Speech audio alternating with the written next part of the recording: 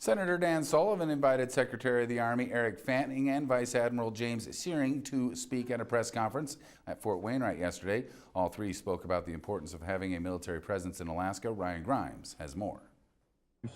Surrounded by Gray Eagle fighter drones, Senator Sullivan invited Secretary of the Army Eric Fanning to speak about his trip to several Army installations in the Pacific and northern regions. Fanning is responsible for all matters relating to the U.S. Army. Fanning says he wants to see what capabilities the U.S. Army is offering, including capabilities in Alaska. One thing that I saw acutely in the Air Force, and even more so now in the Army, are the ranges, the space that we have in Alaska to train that you just can't find anyplace else. Missile Defense Agency Director Vice Admiral James Syring also attended the press conference. Syring says the agency is on schedule to deliver a dozen additional interceptor missiles to the ballistic missile defense system at Fort Greely.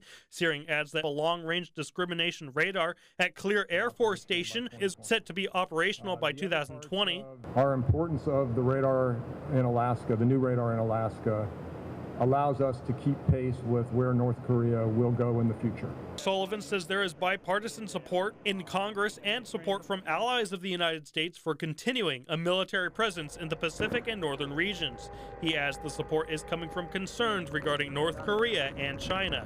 China recently is kind of engaging in conduct that's self-isolating, and we've seen that. And the more engagement we do with our partners, allies, and countries that want to get closer to the United States, from my perspective, the better. However, Secretary Fanning says the downsizing of the military from sequestration cuts will affect the capabilities of the Army. If sequestration hits, it's going to be devastating for the military and for the Army, and everything is going to be on the table. We won't be able to maintain the force structure that we're drawing down to now, so we'll have to draw down even further. I agree with the Secretary. We need to go in the other direction, not look at further cuts which have negatively impacted our readiness and certainly have the potential to negatively impact Alaska. This is Ryan Grimes reporting.